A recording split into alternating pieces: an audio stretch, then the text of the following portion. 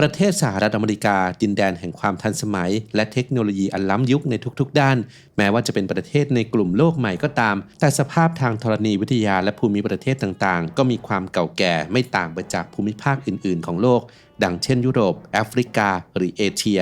ดังนั้นจึงมีการค้นพบโบราณวัตถุและโบราณสถานต่างๆเช่นเดียวกับประเทศในกลุ่มโลกเก่าทั้งหลายการค้นพบหนึ่งที่น่าสนใจก็คือการค้นพบ Hidden Cave หรือถ้ำลับเนวาดา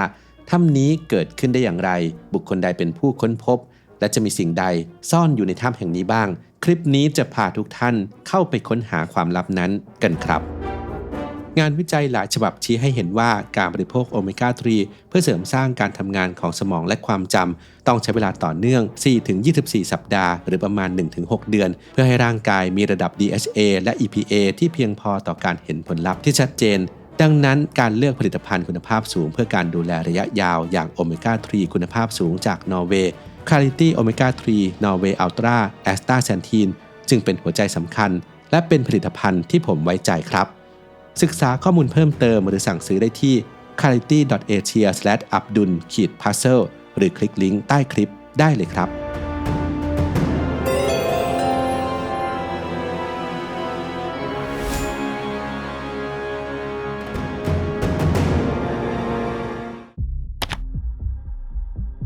ถ้ำลับแห่งนี้อยู่ในพื้นที่ของเขตโบราณคดีกรามพอยส์ซึ่งอยู่ในเกรทเบซินใกล้กับเมืองฟอลคอนรัฐเนวาดาโดยเมื่อประมาณ 20,000 ปีก่อนสายน้ำจากทะเลสาบลาฮอนตันซึ่งเป็นทะเลสาบยุคก่อนประวัติศาสตร์ขนาดใหญ่และอยู่ในยุคน้ำแข็งยุคสุดท้ายได้กัดเซาะพื้นที่บริเวณถ้ำลับนี้ที่จมอยู่ใต้น้ำจนมีลักษณะเป็นโพรงและเมื่อระดับน้ำลดลงเมื่อประมาณ 4,000 ปีก่อนสรรพสัตว์ทั้งหลายก็มาอาศัยอยู่ในถ้ำแห่งนี้รวมถึงมนุษย์โบราณซึ่งเป็นบรรพบุรุษของชาวโทอิทิคัตตาที่มีถิ่นฐานอยู่บริเวณนั้นก็ใช้มันเป็นที่เก็บเสบียงอาหารที่ส่วนใหญ่แล้วเป็นถั่ว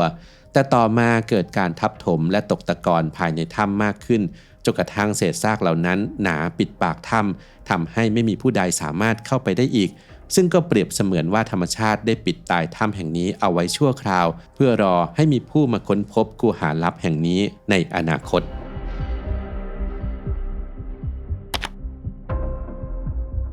ไม่มีหลักฐานที่ชัดเจนว่ามีการค้นพบถ้ำลับแห่งนี้เมื่อใดแต่มีตำนานเรื่องหนึ่งของชาวอเมริกันเล่าเอาไว้ว่าเมื่อปลายคริสตศตวรรษที่ 19 นั้นมีโจรคณะหนึ่งขโมยสมบัติอันมีค่ามาซ่อนไว้ในถ้ำกูหาหนึ่งในพื้นที่ของเขตโบราณคดีกรามพอยส์ซึ่งต่อมาในปี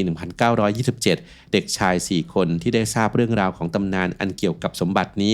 ก็ได้ออกค้นหาถ้ำลับในเขตโบราณคดีกรามพอยส์ตามประสาของเด็กที่อยู่ในวัยอยากรู้อยากเห็นจนกระทั่งเด็กชายคนหนึ่งที่ชื่อว่าดิกไวเซนฮัตรู้สึกได้ว่ามีกระแสลมพัดออกมาจากช่องเล็กๆแห่งหนึ่งพวกเขาจึงพยายามขุดดินที่ทับถมอยู่ที่ปากถ้ำออกและมุดเข้าไปในช่องเล็กๆนั้นแต่ก็เข้าไปได้ไม่ไกลพวกเขาก็กลับออกมาเนื่องจากความกลัวในสิ่งที่อาจจะซ่อนอยู่ในนั้นซึ่งเรื่องราวของเด็กชายกลุ่มนี้ปรากฏอยู่ในบทที่ 10 ของหนังสือที่ชื่อว่า Geology Underfoot in Central Nevada เขียนโดยริชาร์ด L. จอห์น W. วีเดอร์และแฮร์รี่ F. ฟิลคอนที่ตีพิมพ์เมื่อปี 2001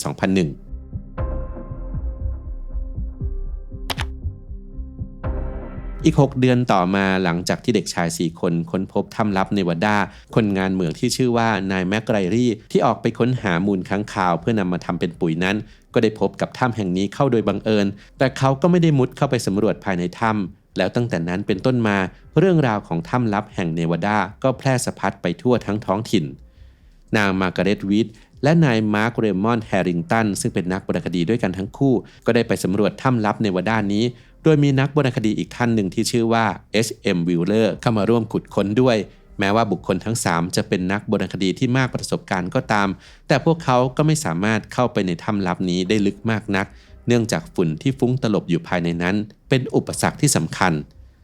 หลังจากนั้นอีก5 ปีต่อมานาย H.M. Wheeler ก็กลับมาที่ถ้ำลับเนวาดาอีกครั้งโดยในครั้งนี้เขามากับนางจอร์เจตวิลเลอร์ผู้เป็นภรรยาเพื่อทำการสำรวจอย่างละเอียดโดยทั้งคู่สามารถจดบันทึกและถ่ายภาพภายในถ้ำได้อย่างละเอียดซึ่งพวกเขาก็พบกับโบราณวัตถุมากถึง 1,500 ชิ้นและนายวิลเลอร์ก็ได้ทำประตูเหล็กปิดปากถ้ำเอาไว้เพื่อป้องกันไม่ให้มีบุคคลใดบุกรุกเข้าไปในถ้ำ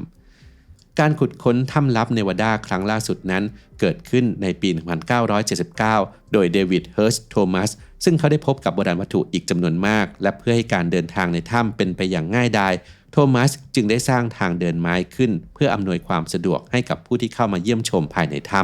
ำหลังจากที่โทมัสสำรวจถ้ำลับเนวาดาเสร็จสิ้นแล้วเขาก็สรุปว่าคนโบราณไม่ได้ใช้ถ้ำแห่งนี้เป็นที่พักอาศัยแต่ใช้เป็นที่เก็บสิ่งของ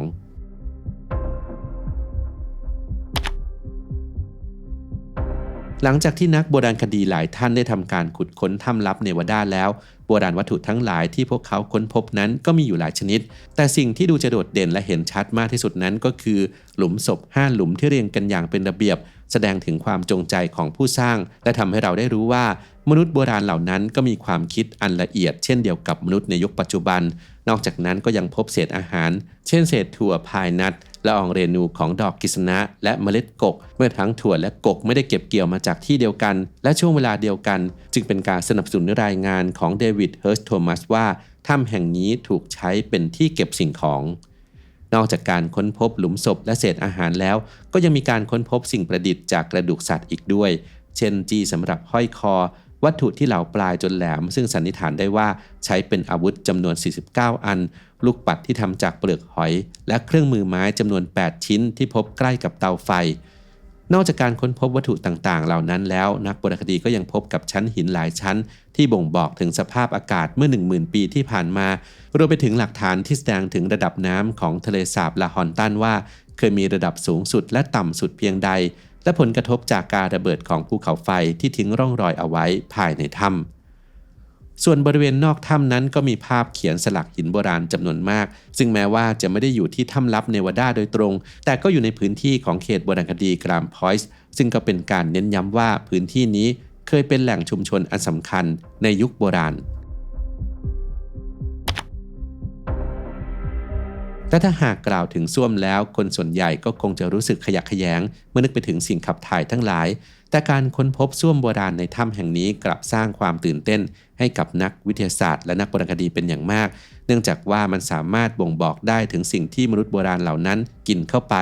ซึ่งส่วนใหญ่แล้วก็คือถั่วพายนัทและผลกกนอกจากนั้นนักโบราณคดีก็ยังตั้งข้อสังเกตต่อไปอีกว่าในยุคสมัยนั้นที่อาหารขาดแคลนพวกมนุษย์โบราณก็อาจจะนำเมล็ดพืชที่ขับถ่ายออกมาแต่ยังไม่ย่อยกลับไปบริโภคอีกครั้งหนึ่งซึ่งจะว่าไปแล้วก็คล้ายกับการที่นักวิทยาศาสตร์นำปัสสาวะของนักบินอวกาศไปผ่านกระบวนการรีไซเคิลในยานเพื่อให้พวกเขาบริโภคอีกครั้งหนึ่งถ้ำลับโบราณคดีเนวาดาคูหาที่เคยจมอยู่ใต้ผืนน้ำอันมืดมิดแต่แล้วการเวลาก็ค่อยๆจัดสรรให้ทุกอย่างดำเนินไปตามวิถีทางของมันเมื่อถ้ำและบริเวณโดยรอบยกตัวสูงขึ้นกลายเป็นแผ่นดินสิ่งมีชีวิตชนิดต่างๆรวมถึงมนุษย์โบราณก็มาสร้างชุมชนและใช้ประโยชน์จากถ้ำนี้เพื่อการดำรงชีวิต